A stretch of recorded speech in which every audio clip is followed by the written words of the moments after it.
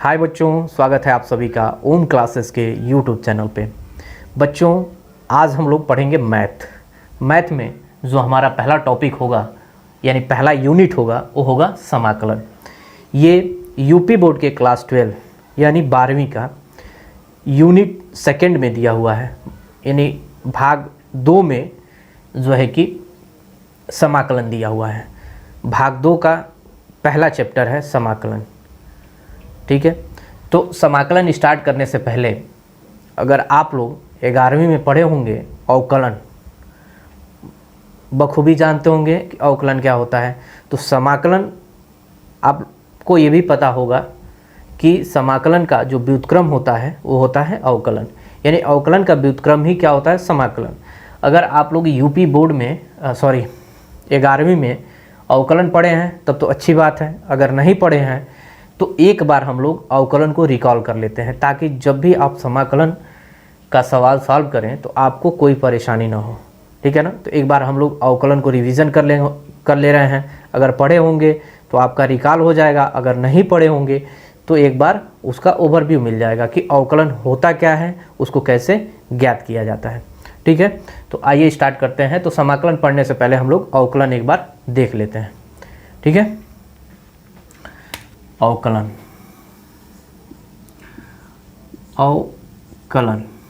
अवकलन को अंग्रेजी में डिफरेंशिएशन कहा जाता है। क्या कहा जाता है? डिफरेंशिएशन।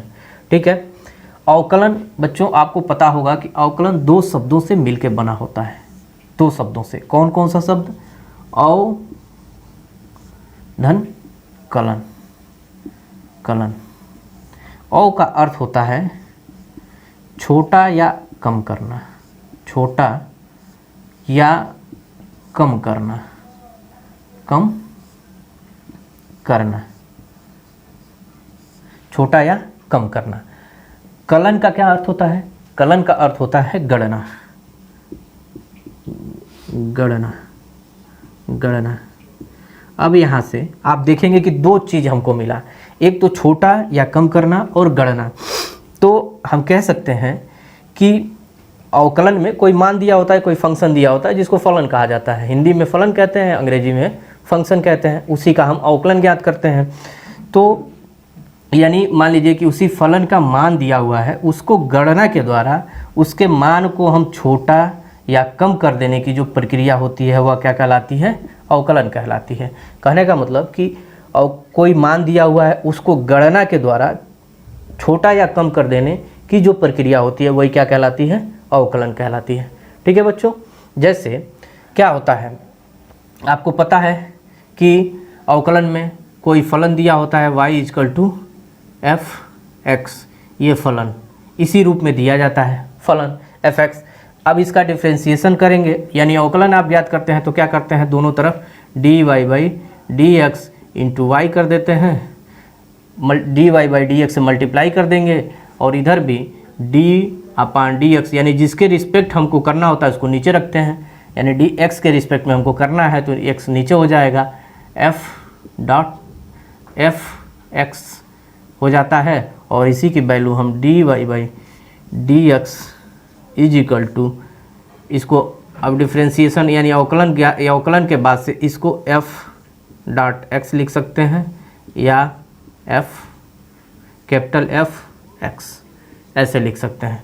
ठीक है ना, तो बहरहाल ये चीज़ें हो सकता है कि आपको पहली बार देखने को मिली होंगी, लेकिन ये घबराने की ज़रूरत नहीं है। हम लोग जब आगे हम लोग पढ़ेंगे, f(x) कहने का मतलब यही है कि f(x) का मतलब होता है फलन यानी फंक्शन।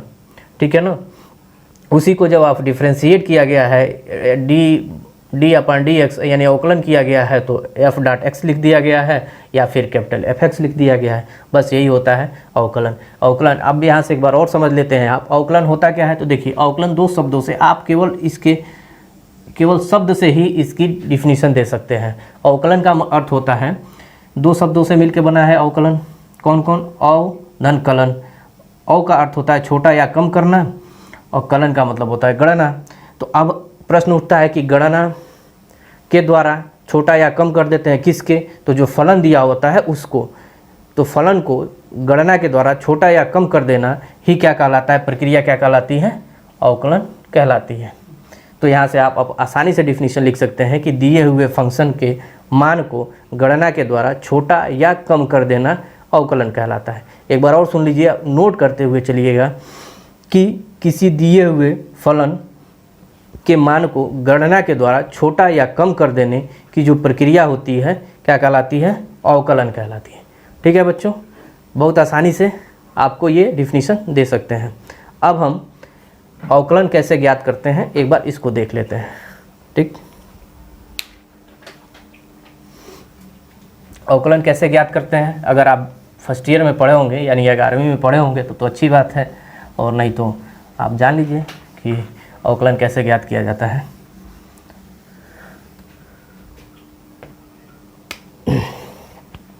मान लीजिए कि अवकलन में क्या होता है, कोई फलन दिया होता है y इक्वल टू क्या दिया होता है?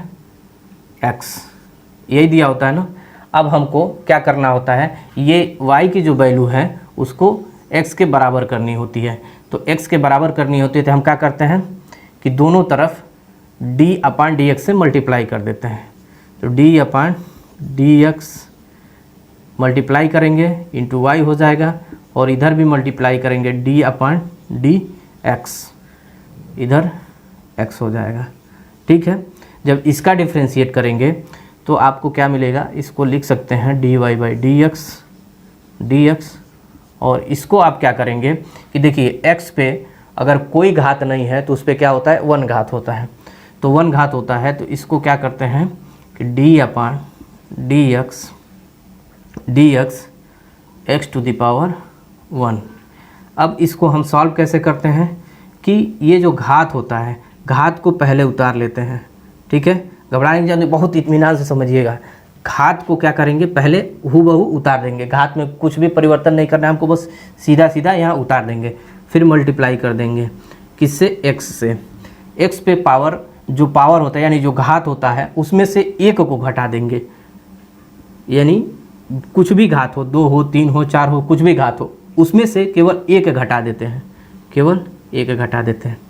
अब ये आपका हो जाएगा 1 × x। अब ये क्या, 1 में से 1 जाएगा, क्या हो जाएगा? x⁴0, और 1 x पे पावर 0। आप एक फैक्ट याद रखिएगा, x⁴0 इक्वल टू क्या होता है? 1 होता है। ठीक है ना, इसको आप हमेशा याद रखिएगा क्योंकि आगे इसकी ज़रूरत पड़ेगी। तो यहाँ से ये क्या हो जाएगा? 1, यानी इन दोनों की वैल्यू क्या हो जाएगी? 1। तो अब देखिए इसी को सॉल्व किए हैं हम ना, इसी को सॉल्व किए हैं तो कितना वैल्यू आया है? 1 आया है। तो इसको हम क्या लिख सकते हैं? 1 लिख सकते हैं। इस तरह अवकलन ज्ञात किया जाता है। एक बार हम इसका जो मेन फार्मूला होता है जिस पे पूरा हमारा अवकलन डिपेंड है उसको देखते हैं, फिर उसके बाद आप आगे आपको चीज़ें क्लियर हो जाएंगे।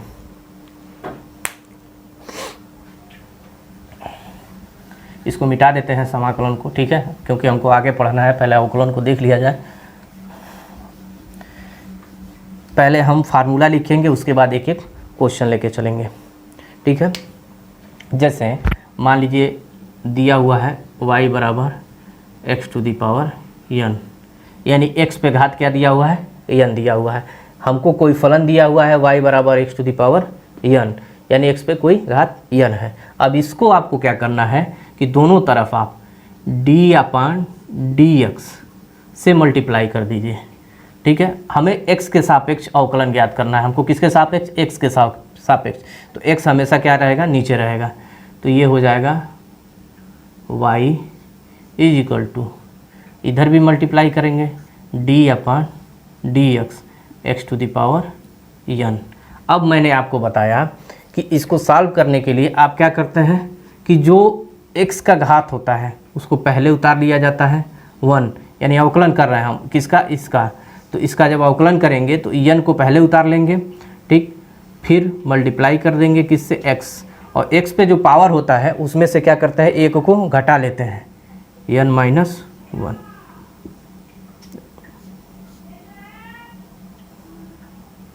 × x n-1। ये जो है कि आपका dy/dx की वैल्यू आ गई। ठीक है, इतना। या फिर इसको इस रूप में लिख सकते हैं कि d/dx, y की वैल्यू क्या थी, y की वैल्यू क्या है, इसी को ना हमने पुट किया है यहाँ, तो y की वैल्यू क्या है, x⁴n इज इक्वल टू, यहाँ y की वैल्यू रख देंगे, फिर इज इक्वल टू क्या था, n x n-1, ये क्या हो गया आपका फार्मूला बन गया। ठीक है ना, इसको आप याद रखेंगे क्योंकि पूरा आपका जो अवकलन है इसी पे डिपेंड है, तो आप इसको याद रखेंगे। ठीक है बच्चों, पानी कहाँ गया। ठीक है, इस पे हम उदाहरण देखेंगे तो हमको क्लियर हो जाएगा कि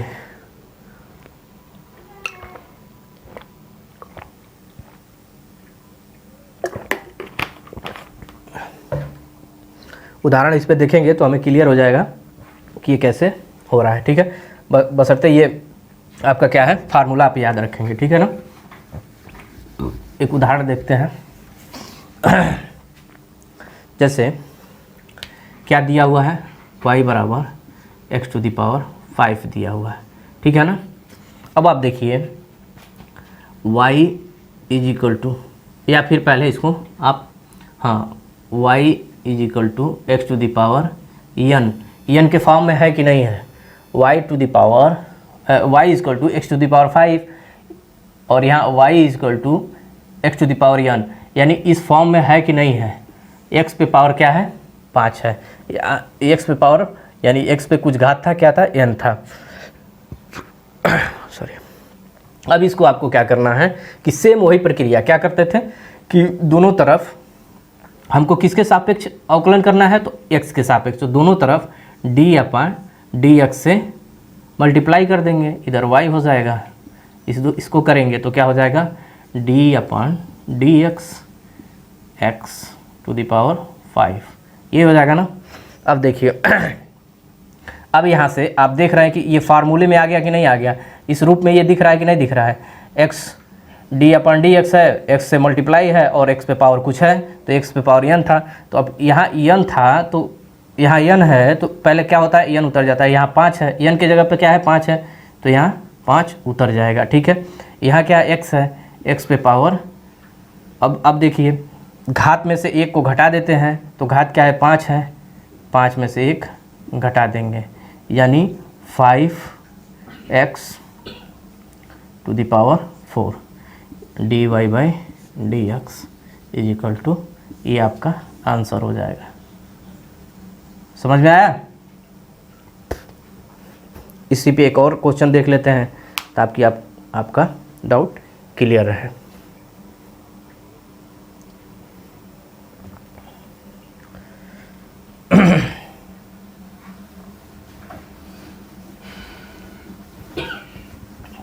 एक और क्वेश्चन देख लेते हैं। ठीक है, y is equal to 2x²।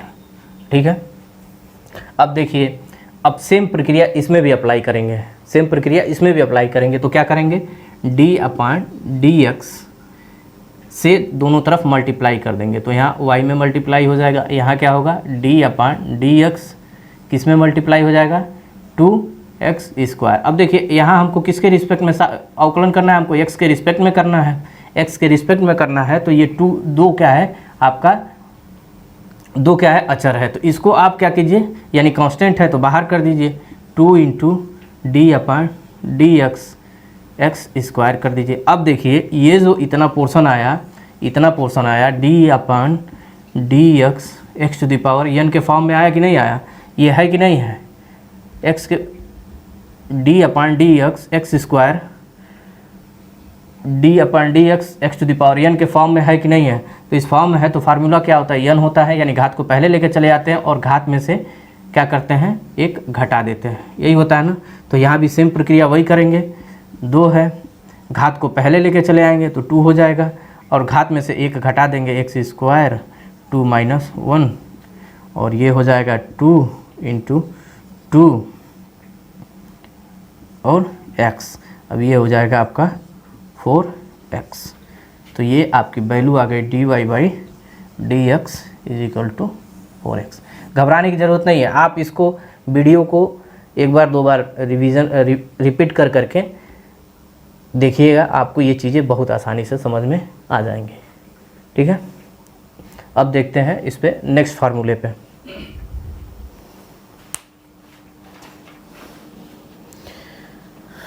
थोड़ा रुको, कटिए मत। नेक्स्ट फार्मूला है हमारा, अगर y is equal to a x plus b दिया हो। ठीक है, तो इसको कैसे करेंगे, तो फिर सेम वही प्रक्रिया, दोनों तरफ क्या करेंगे आप डी अपॉन डी एक्स से मल्टीप्लाई कर देंगे, तो d upon D x multiply by y. ठीक है, यहाँ भी क्या करेंगे, डी अपॉन डी एक्स ए एक्स प्लस बी। अब देखिए, आप किसी भी चीज़ में जब कोष्टक पे मल्टीप्लाई करते हैं तो इसका इसके साथ हो जाएगा और इसका इसके साथ हो जाएगा। ठीक है, अब यहाँ से देखिए क्या करेंगे, डी अपॉन डी एक्स, कोष्टक को खोल देंगे तो ये ए एक्स हो जाएगा, प्लस फिर इसका इसके साथ मल्टीप्लाई होगा तो डी अपॉन डी एक्स, ये क्या हो जाएगा, बी हो जाएगा। ठीक है, अब देखिए यहाँ से आप क्या करना है कि आपको ए को, ए कांस्टेंट है और हमको एक्स के रिस्पेक्ट में करना है अवकलन, तो ए को हम क्या करेंगे, बाहर लेके चले आएंगे, ये हो जाएगा D upon D x x plus D upon D x, ये बी। बी इसमें क्या है कि एक चर है, सॉरी अचर है, अचर है यानी कांस्टेंट है, और यहाँ एक्स क्या है, चर है। ये चीज़ें आप याद रखिएगा। तो देखिए अब यहाँ से जो इसकी वैल्यू होती है एक्स, यानी अचर का जब भी हम डिफ्रेंशिएशन करेंगे तो वो हो जाएगा 0, तो ए और हाँ D upon D x x का अवकलन जब करेंगे, एक्स का अवकलन क्या होता है, 1 होता है। कैसे होता है ये भी मैं बताया हूँ, कैसे होगा कि यहाँ पे कुछ नहीं है तो पावर क्या है, 1 है। अब इसको 1 है तो क्या करेंगे, क्या होता है, 1 होता है। अब यहाँ देखिए इसको कैसे 1 हुआ है, इसको समझ लेना है, कैसे 1 हुआ है इसको समझना है। देखिए यहाँ पे x पे कुछ नहीं है तो क्या है, पावर 1 है। अब अवकलन करते हैं तो आप क्या करते हैं कि घात को पहले ले लेते हैं, तो घात 1 हो जाएगा, पहले आ जाएगा। फिर क्या करते हैं कि x इंटू घात में से 1 को घटा देते हैं, तो घात क्या है, 1 है, 1 में से 1 घटाएंगे तो ये क्या हो जाएगा, 1 इंटू ये क्या हो जाएगा, x टू द पावर 0, और x टू द पावर 0 की वैल्यू क्या होती है, 1 होती है। 1 में 1 मल्टीप्लाई होगा तो क्या हो जाएगा, 1 हो जाएगा। देखिए 1 आया कि नहीं वैल्यू। ठीक, तो ये मैं आपको समझाने के लिए इतना बता रहा हूँ, इतना बेसिक चीज़ें हैं जो बच्चे अब शुरू से तैयारी कर रहे हैं, बेसिक से तैयारी कर रहे हैं, उनको भी मैं लेके चल रहा हूँ कि ताकि समझने में दिक्कत ना हो। जो बच्चे कुछ नहीं जानते हैं अवकलन के बारे में या समाकलन के बारे में, या उनके लिए भी ये चीज़ें आसान हो जाएंगी। ठीक है, इसीलिए मैं बहुत बेसिक से लेके चल रहा हूँ। तो ये चीज़ें आपको समझ में आ गई कि 1 होता है, तो यहाँ से आप क्या कर देंगे, 1 कर देंगे, यानी x का अवकलन क्या होता है, 1 होता है। अब ये b होता है, d by d x b, इसकी वैल्यू जो होती है 0 होती है, तो a इंटू 1 प्लस 0, ये आपका क्या हो जाएगा, a। तो क्या वैल्यू आई, d y by d x into equal to a। ये वैल्यू आ गई इसकी। ठीक है, और ये फार्मूला हो गया, यहाँ से आप फार्मूला आप लगा सकते हैं।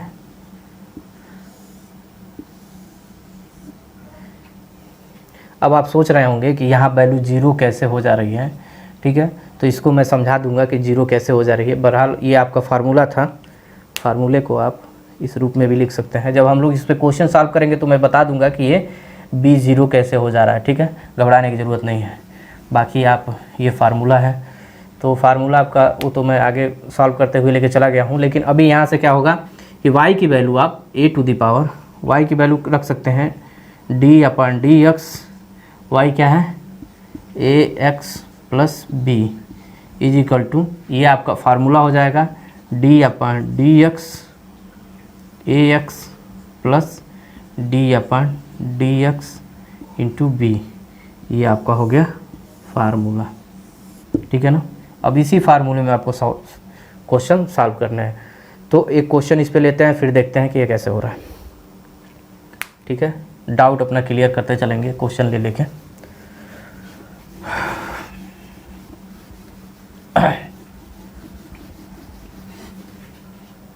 जैसे मान लीजिए कोई फलन दिया हुआ है y बराबर 7x + 7 ऐसे दिया हुआ है। तो अब क्या करेंगे आप इसका, तो दो सेम उसी तरह प्रक्रिया क्या होती है कि दोनों तरफ d/dx से मल्टीप्लाई कर दीजिए, d/dx y। ठीक है, इधर भी करेंगे तो d/dx 7x + 7। अब देखिए ये फार्मूले में आ गया कि नहीं। जो हम लोग पहला फार्मूला लगाए थे, क्या लगाए थे, इससे पहले वाला फार्मूला क्या था, d/dx ax + b, यही था ना, इक्वल टू क्या था, d/dx ax + d/dx b, यही था ना फार्मूला। ठीक है ना। यानी कि देखिए 7x ये कांस्टेंट है और ये चर है, यहाँ भी ये अचर है और ये चर है, और ये क्या है, अचर है। यानी इस समीकरण को फॉलो कर रहा है कि नहीं फॉलो कर रहा है, बैरी कर रहा है कि नहीं बैरी कर रहा है। तो इस हिसाब से हम इस फार्मूले में रख देंगे। तो इसको जब हम खोलेंगे तो ये क्या हो जाएगा, d/dx 7x + d/dx 7, ये आपका हो जाएगा। 7 को बाहर आप यहाँ से ले लेंगे तो d/dx ये x + d/dx 7। अब देखिए यहाँ से dx का अवकलन कितना होता है, 1 होता है।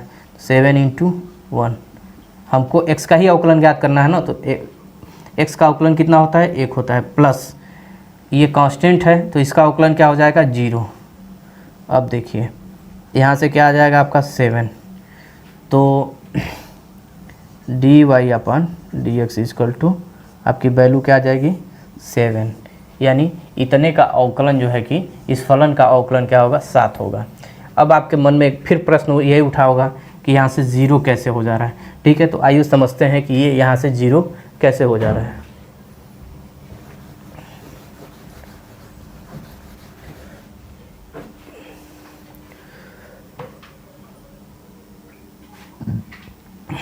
ये हमको समझना है कि ये 0 कैसे हो जा रहा है।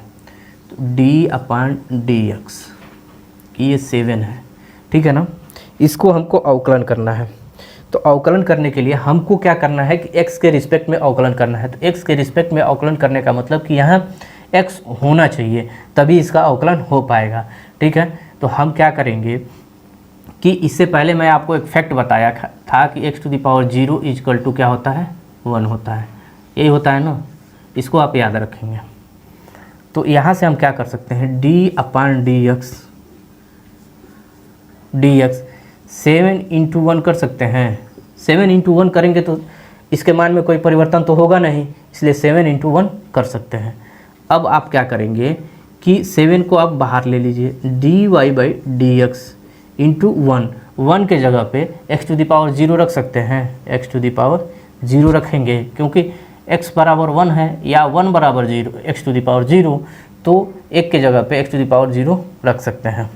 अब क्या करेंगे, 7 है, अब इसका अवकलन करेंगे। अब देखिए x आ गया ना, x के रिस्पेक्ट ही हमको अवकलन करना है, x आ गया।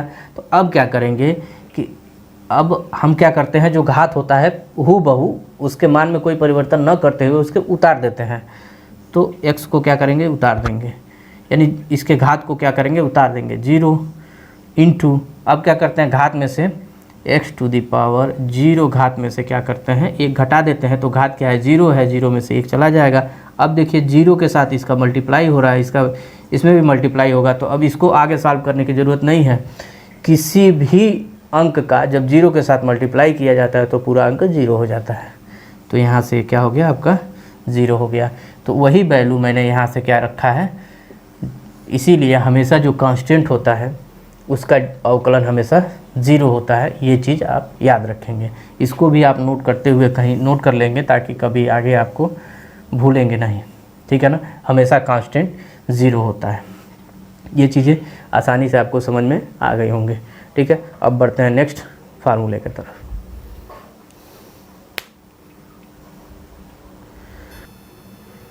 अब हमारा नेक्स्ट जो फार्मूला है वो क्या है कि y is equal to a to the power x दिया हो, ठीक है ना।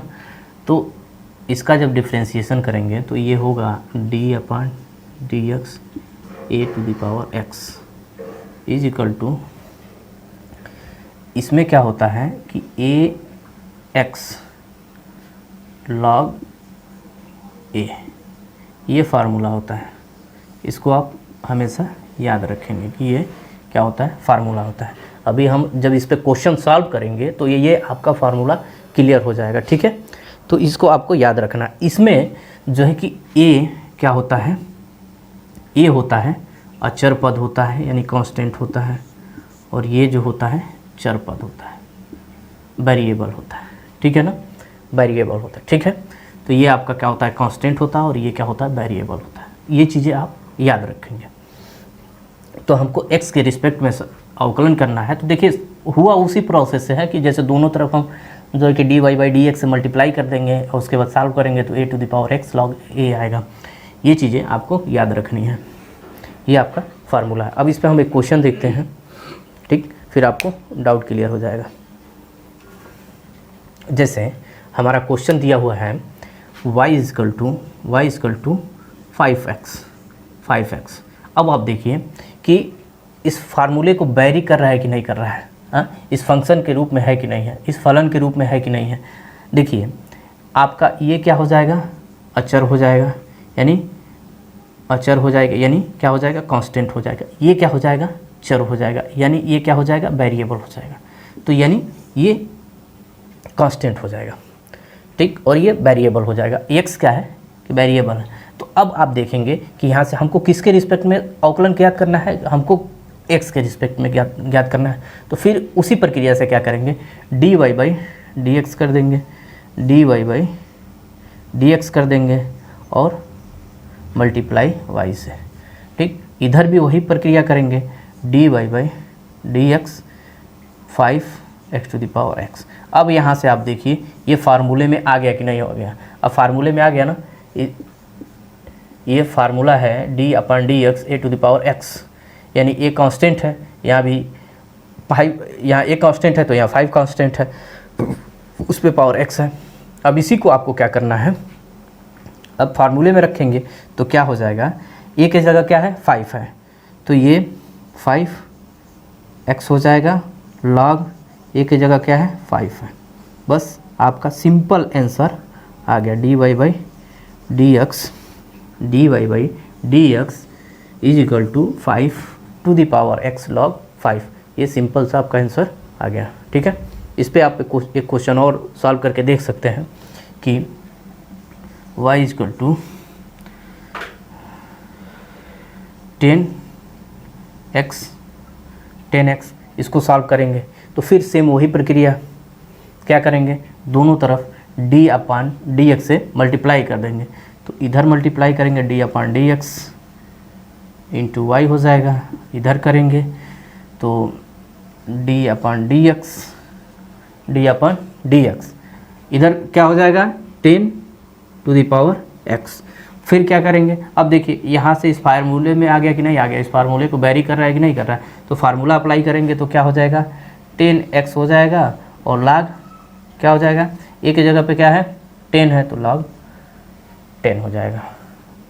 ये आपका d/dx इज इक्वल टू इतना, ये हो गया आपका आंसर, ठीक है। अब नेक्स्ट फार्मूले पे पढ़ते हैं, ठीक है।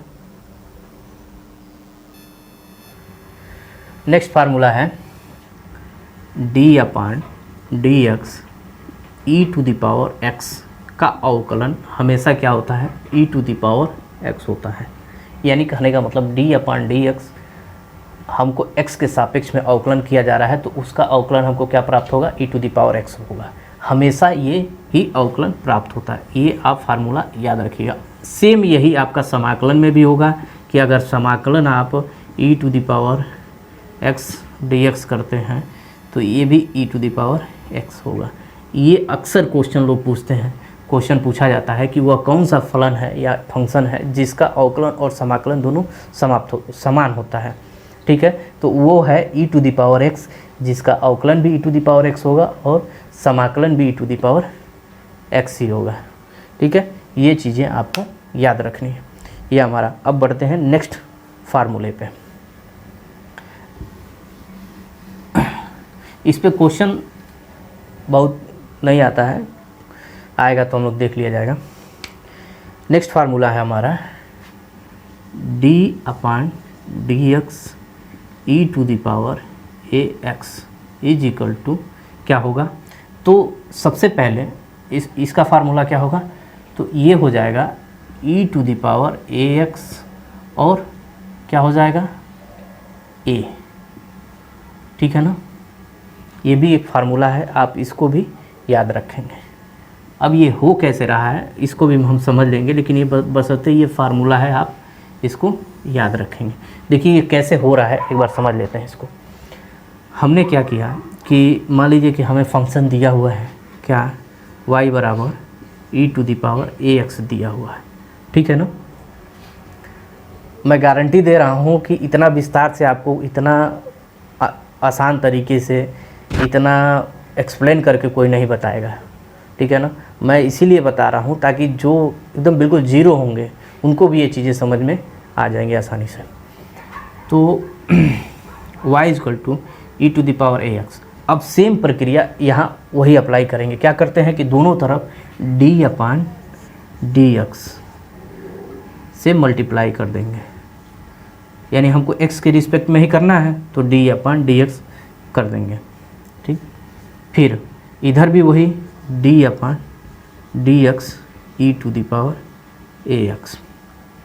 अब देखिए आप अभी पढ़े हैं कि d/dx e to the power x, तो ये क्या होता है e to the power x।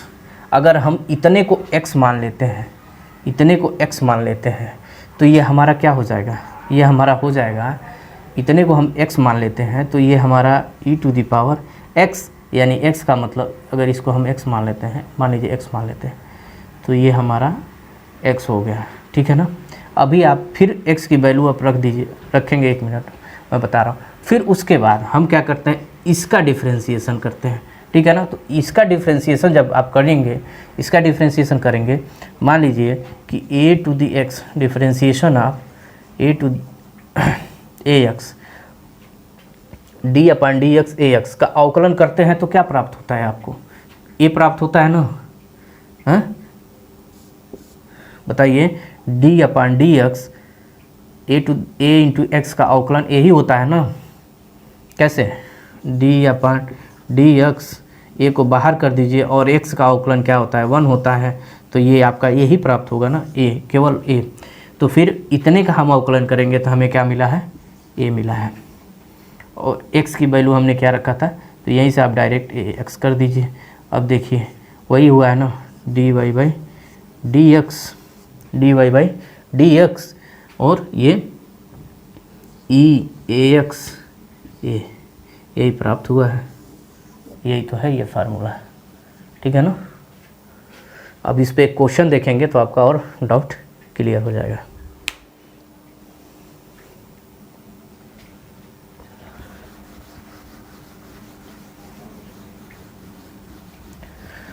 इस पे एक क्वेश्चन देख लिया जाए ताकि आपका डाउट क्लियर हो जाए। मान लीजिए कोई फंक्शन यानी कोई फलन दिया हुआ है y बराबर ई टू द पावर 5x। ठीक है, 5x दिया हुआ है, तो इसको क्या करेंगे आप कि दोनों तरफ d/dx इंटू वाई, यानी d/dx से मल्टीप्लाई कर देंगे दोनों तरफ। उसके बाद इधर भी मल्टीप्लाई करेंगे d/dx e to the power 5x। अब या तो डायरेक्ट आप फार्मूले में रख सकते हैं या फिर इसको अलग अलग सॉल्व भी कर सकते हैं। तो पहले हम पूरे का अवकलन करेंगे, तो पूरे का अवकलन क्या होगा, ई टू द पावर 5x हो जाएगा। ठीक है, अब क्या बच गया, इसका अवकलन, तो इसका अवकलन करेंगे तो 5x का अवकलन आप करेंगे तो क्या मिलेगा आपको 5 मिलेगा। ना हो तो साइड में आप करके देख लीजिए d/dx 5x, साइड में आप करके देख सकते हैं कि d/dx 5x। अब आप क्या करते हैं, कांस्टेंट को बाहर कर देते हैं, d/dx x का अवकलन क्या होता है 1 होता है, तो 5 × 1 हो गया यानी 5। यही तो यहाँ हो रहा है, तो ये क्या हो जाएगा d/dx 5 dy/dx इंटू इतना बराबर, ये आपका आंसर आ गया। ठीक है, तो इस पे आप और क्वेश्चन कर सकते हैं। अब आगे का जो है अगले वीडियो में देखेंगे आप, क्योंकि वीडियो बहुत लंबा हो जाएगा तो आप भी बोर हो जाएंगे, इसलिए आगे नेक्स्ट वीडियो में। ठीक है, धन्यवाद।